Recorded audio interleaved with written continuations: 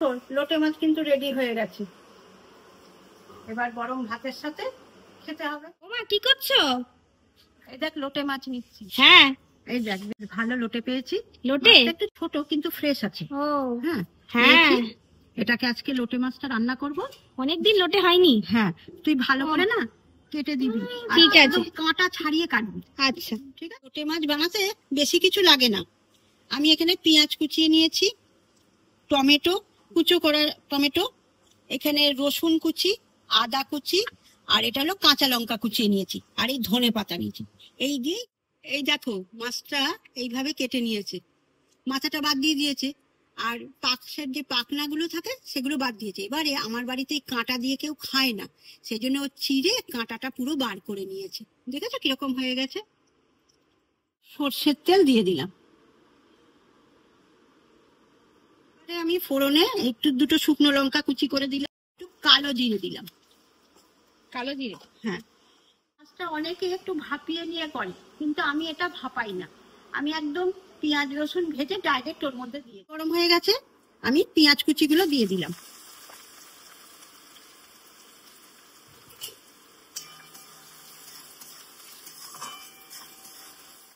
একটু তাড়াতাড়ি হওয়ার জন্য একটু নুন দিয়ে দিলাম। এবারে একটু বেশি করে রসুন কুচি আমি দিয়ে দিচ্ছি। এই কুচি দিয়ে করবে, আদা কুচি রসুন কুচি তত ভালো হবে রান্নাটা। আদা কুচি দিয়ে দিলাম। এবারে আমি আবার নাড়াচাড়া করবো। টমেটো কুচি দিয়ে দিলাম। এখানে আমি দুটো বড় টমেটো ইউজ করি। হলুদ দিয়ে দিলাম, লঙ্কা কুচি দিয়ে দিলাম। রান্নাটায় ঝালটা একটু বেশি হবে, বেশ ঝাল ঝাল লাল লাল এরকম দেখতে হলে বেশ ভালো লাগে। এইবারে আমি লোটে মাছটা দেবো, লাল লঙ্কার গুঁড়ো দিয়ে দিলাম। এই রং হওয়ার জন্য একটু কাশ্মীরি লঙ্কার গুঁড়ো দিলাম। প্রথম যখন খাই তখন আমার বাপের বাড়িতে আমার পিস্তত দিদি এসেছিল।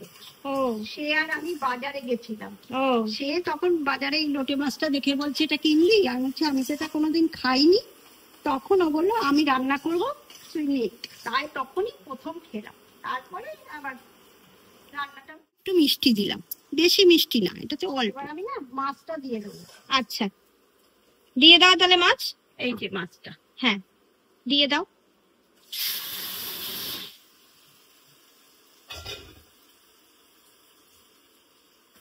নাড়াচ্ছি। হ্যাঁ, একটু ঢাকা দেবো, তাহলে নরম হয়ে যাবে।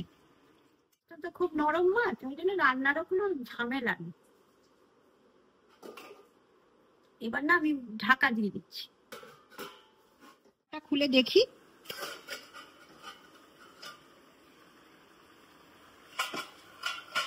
এই দেখো জল বেরিয়ে, দেখেছো কিরকম হয়ে গেছে মাছগুলো।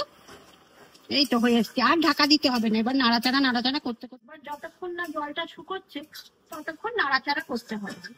আমি সবার সব নুন টুন ঠিক আছে কিনা তোমরা একটু দেখে নিও। সুন্দর একটা রং চলে। হ্যাঁ, ধনে পাতা কুচিটা পুরো দিয়ে দিলাম। ধনে পাতাতে গন্ধটা একদম হ্যাঁ, গন্ধটা খুব ভালো লাগবে, খেতেও খুব ভালো। আমি নামিয়ে নেবো। দেখো রংটা কি সুন্দর এসছে, দেখো এত সুন্দর গন্ধ বেরোচ্ছে। তোমরা করবে, করে তোমাদের কেমন লাগলো আমাকে কমেন্টে জানিও।